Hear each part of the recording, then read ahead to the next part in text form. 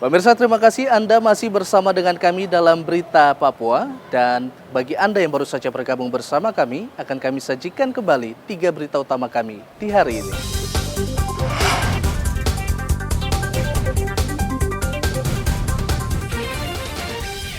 Polisi temukan 5 jenazah yang diduga anggota kelompok bersenjata di Yahukimo. Diduga korupsi APBD 1,3 miliar rupiah, pimpinan perusahaan swasta di Raja Ampat ditangkap penyidik kejaksaan di Bandara Sorong. Ratusan sopir angkot berunjuk rasa di kantor DPRD Sorong, minta Pemkab stop izin angkutan daring.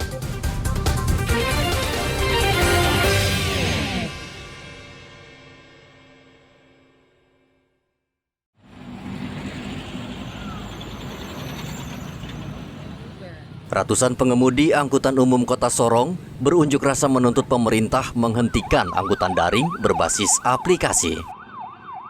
Pengunjuk rasa berkonvoi menggunakan angkutan umum dari Terminal Remu menuju kantor DPRD Kota Sorong. Kedatangan mereka diterima anggota DPRD dan mereka langsung melampiaskan kekesalannya.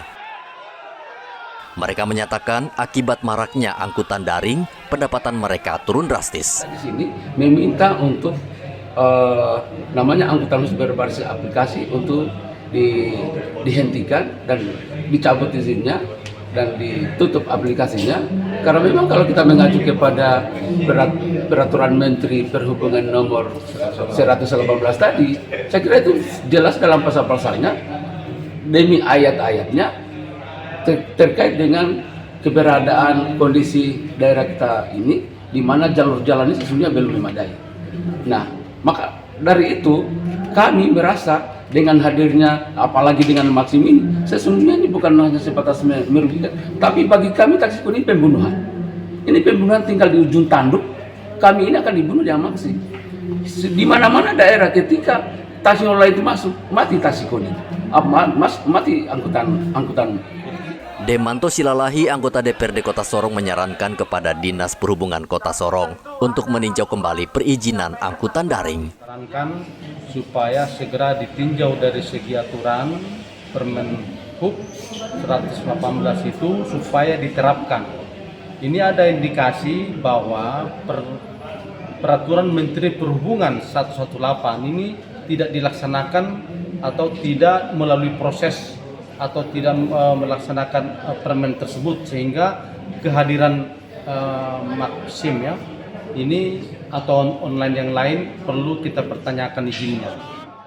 Dinas Perhubungan Kota Sorong berjanji akan membawa masalah ini dalam rapat yang melibatkan manajemen angkutan daring. Perhubungan mengambil langkah tegas terkait dengan teman-teman dari teman-teman angkutan umum bahwa kehadiran Maxim ini sangat mengganggu dan meresahkan masyarakat, lebih khusus lagi untuk teman-teman angkutan umum dalam wilayah Kota Sorong.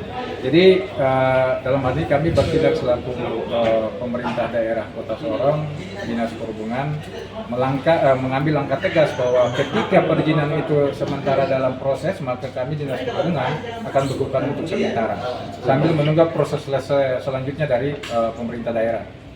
Setelah aspirasi mereka diterima DPRD, ratusan pengemudi angkutan umum ini membubarkan diri dengan tertib. DPRD meminta agar pengemudi kembali beroperasi melayani penumpang karena keberadaan mereka sangat dibutuhkan masyarakat Kota Sorong. Dari Sorong, Papua Barat Daya, Topan melaporkan.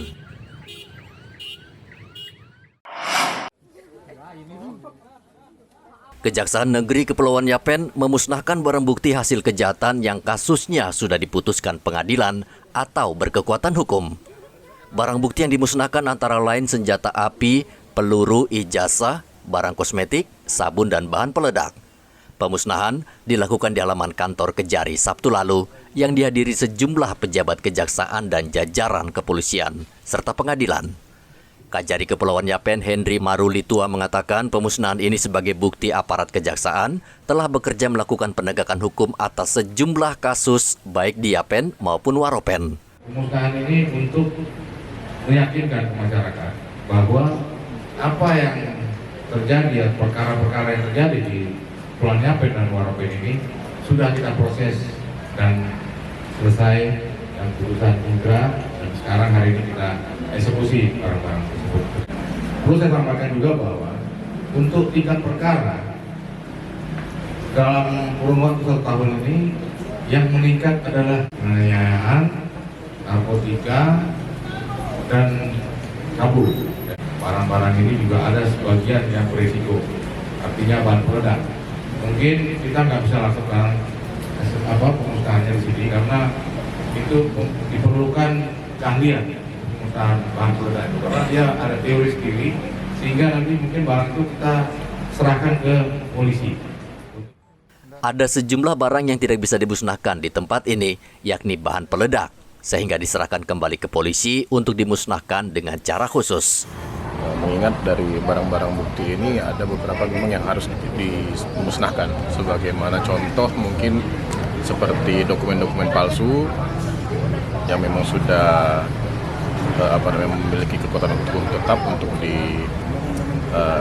disita, kemudian harus dimusnahkan. Kemudian juga seperti senjata-senjata rakitan juga yang memang harus dimusnahkan untuk agar tidak menjadi kendala lagi atau masalah lebih lanjut. Barang bukti ini disita dari 41 perkara selama tahun ini. Dari Kabupaten Kepulauan Yapen, Eman Beta melaporkan. TNI Angkatan Darat melaksanakan kegiatan pembinaan komunikasi untuk mencegah konflik sosial di Timika, Papua Tengah. Kegiatan ini dilangsungkan di salah satu hotel di Timika. Dalam pembinaan komunikasi, TNI AD mengajak masyarakat untuk menjaga keamanan dan ketertiban menjelang pemilihan umum 2024. Kegiatan ini diikuti berbagai elemen masyarakat, mulai dari ormas, mahasiswa, serta kelompok pemuda di Timika. Kegiatannya sangat positif. Jadi saran saya ke depan itu mudah-mudahan kegiatan seperti ini jangan berhenti sampai di sini. Ada kegiatan-kegiatan lanjutannya karena kegiatan ini memberikan pesan-pesan yang luar biasa, dan di depan kalau bisa sarankan juga kegiatan ini tidak sebatas di level ini, tapi mungkin diturunkan sampai pada tingkat distrik dan kampung. Dengan demikian pola-pola yang dibangun ini lebih tertata baik dan lebih disentuh dengan pendekatan-pendekatan humanis. Wasintel Kasat Brigjen Antonino de Silva meminta masyarakat segera melapor jika ada pihak tertentu yang sengaja membuat keributan atau konflik sosial. Kerusuhan hingga terjadi konflik sosial menjadi pengalaman buruk yang mengakibatkan terganggunya stabilitas nasional. Di samping itu, transisi demokrasi dalam tatanan dunia yang semakin terbuka mengakibatkan makin cepatnya dinamika sosial. Kondisi tersebut menempatkan Indonesia sebagai salah satu negara yang rawan terhadap konflik, baik itu konflik yang bersifat vertikal maupun horizontal. Oleh sebab itu, dalam konflik itu bisa menghilangkan rasa percaya diri, traumatis psikologi, dan ketidaknyamanan di tengah masyarakat. TNI Angkatan Darat memberikan perhatian serius kepada Kabupaten Mimika karena daerah ini salah satu yang rawan konflik, terutama saat pemilu 2024 nanti. Dari Mimika, Papua Tengah, Igobat Momolin melaporkan.